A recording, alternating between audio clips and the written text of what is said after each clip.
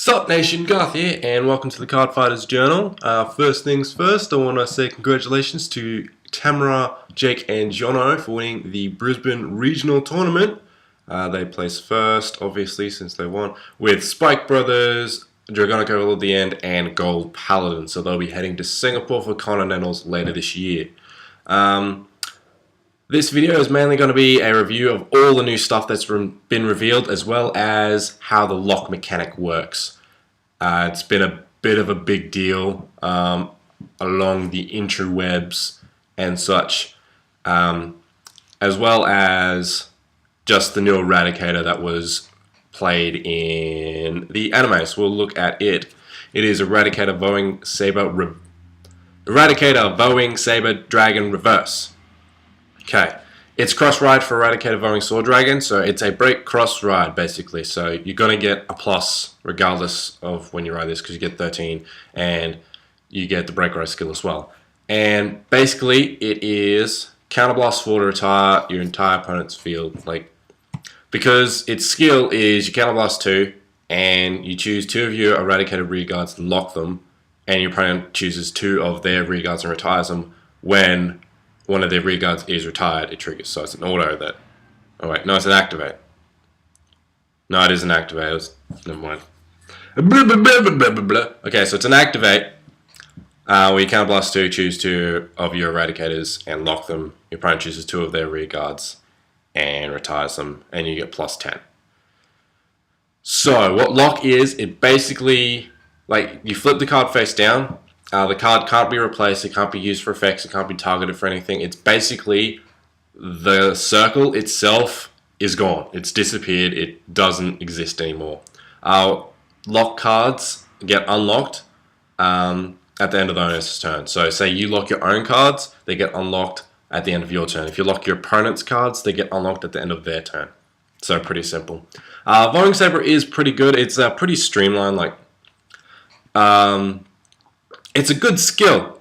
It's not going to be as overwhelming as everyone thinks it is, because you do have to lock 2 cards, and then they just choose 2 that they can kill and then fix it. And if you do fall in, oh look, I'm 60k, look at me, and then you just get null guarded. That's fine. Let's look at something else. What's next? Okay, we have the other reverse, which is Demon Marquis Amon Reverse. The other effect is secret for now, as it says, but it is obviously an Amon cross ride, which I did predict in last week's vlog. So yeah, obviously this was going to happen with the support and the Amon stuff and all that. So yeah, no revealed yet, but obviously it's going to have something evolving with lock. Duh. We also have Lukier confirmed to be a cross ride, but she's also reversed, so she'll have lock mechanics as well, and that's really cool. Now we've also got Wolffang's... Can't talk today. Wolffang Liberator Garmor. It's a cool skill. It's not amazing. It can be amazing, it cannot be. It's a good hard counter to heavy retires, because its skill is an activate counterblast 3. They're going to be Liberators. And then you look at the top card and call a Gold Paladin to Rearguard Circle, and you put the rest on the bottom of your deck. If you use a skill and you still have an open rearguard circle, you can keep on using it until you can use the skill again without having to pay the cost while you have an open rearguard circle. So in theory, you can use the skill and then call 5 rearguards, which is amazing because that is a +5. But it also means that your field would have had to be empty in the first place. So it's just a good recovery play. And if you happen to draw jank, you can obviously use the limit break and then fix it from there. He's an 11k body, which is good. He also has an automatic non-limit break skill that you can put in a Liberator to the bottom of the deck, and he gets plus 4,000 power, which is alright. It's not amazing, but it's good, and it works well with his limit break skill as well. Next we have... we have the first Vanguard for Link Joker. God, this card looks so good. Just the artwork for the Link Joker cards so far, they just look so amazing. I'm just so keen for them. It's a Forerunner, obviously, and counterblast 1 and move this unit to Soul. If you have Link Joker Vanguard and your opponent has a unit locked, and pay the cost, and you get to lock one of your opponent's rearguards. So this can lock down 2 rows. Just on its, this guy just locks down 2 rows. It's very oppressive. It's like how Mega Colony should have been, but that's also a big drama as well because the hardcore Mega Colony fans are like getting really angsty towards Bushiroad because their clan is basically been pushed off to the side and now Link Joker's in. But the latest machining cards are Mega Colony, and they are more like a swarm instead of webs. Like the original idea was like webs, keeping them down and knocking them down and that kind of thing. But with machining, it's more like a swarm mind where they come out, swarm, and bring out a lot of guys at once. In case with machining Stag Beetle. So when we get Mega Colony support, that's probably the idea that they're going to focus on when they... I'm assuming they're going to go with the machining archetype and work from there, since it's already a base, and that's what they're doing with Dimensional Robos and that kind of thing as well. But this guy's very good. He's a solid 5k. He's probably going to be in the booster set. He is confirmed as a rare, but he's also a promo card pre-release for people to get their hands on as well. And I love Unicorn, so I'm all for this card.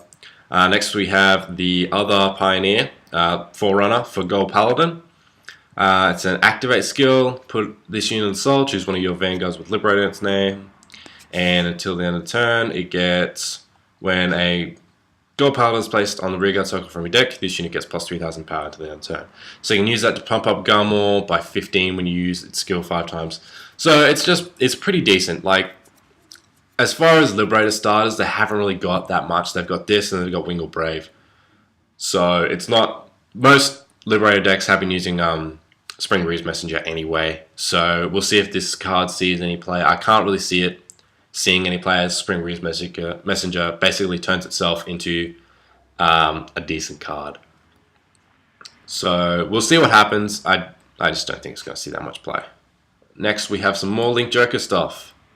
That's Nebula Lord Dragon, who hasn't had his effect confirmed yet. Oops. We have Trial Deck confirmed, which is Star Vader Infinite Zero Dragon. It is obviously a break ride, and the skill is when you break on top of it, you choose one of your opponent's front row and back row rearguards, and you lock them, and it gets plus 10. So obviously, it gets plus 2 on attacks of Vanguard, which is stock standard. So you get to lock a front row and a back row. So you basically you can stop their Vanguard booster and you can pretty much lock down an entire row. So that's very good.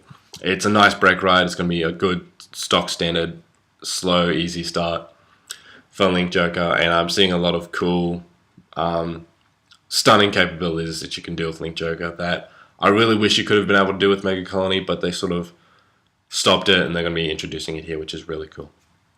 And we have another card from the trial deck, which is Star Vader Mobius Breath Dragon.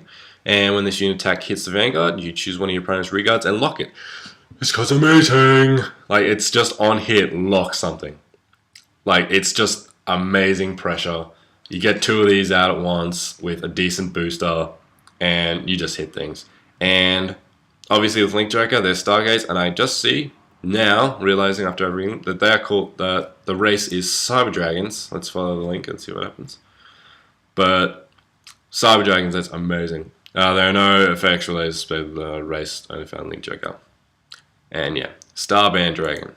Yes, this is the one that wasn't on there. Good thing I did that, because I would have missed this. Preparation is awesome. Okay, and this guy is a promo card. Limit Break 4 can blast a Star Vader, so obviously that's going to be the archetype they'll be working from. And you choose one of your opponent's rearguards in the background and lock it. So you're not locking down an entire row with this card, but you can lock down their Vanguard booster, which can make their Vanguard like very easy to block. You can lock down a very important booster, like a pressure booster, or you can make a row not be able to hit you and all that kind of stuff. For counterblast 1 each turn once you get the limit breaks, that's really cool. And if you have more rearguards than your opponent, it gets plus 3. And the thing with lock, when you lock a card down, the rearguard disappears. Like, it's not there. It's in between being there and not being there. Like, the circle isn't there, and neither is the unit. So anything like that will go off, obviously. So that's really cool. I just want to recap the anime, how we had Naoki get sort of possessed by Link Joker on what people are saying, and all that kind of stuff. So that's really cool. And next episode, we'll be seeing the debut of Link Joker finally as Takuto faces Kai, and we see evil Takuto which is going to be really cool. I'm really looking forward to it. And yeah, that's it. For the regional deck profiles, I'll be posting those over the next couple of days. I'm going to hopefully get John's one recorded. I've got Tam and Jake's recorded currently, so I'll get those uploaded as soon as we can. And we're also getting a bit into White Schwartz here and there. I've got some boxes coming for Madoka Magica, as that's the deck I'm going to be building just to start off with and see how we go. So if you guys want to see any White Schwartz comment, just leave a comment down in the drop zone down below. Remember to give this video a like and a thumbs up, and remember to favorite and all that kind of fun stuff. And as always, I've been Garth. This has been Cardfight Nation and the Cardfighters Journal, and we'll see you in the next one.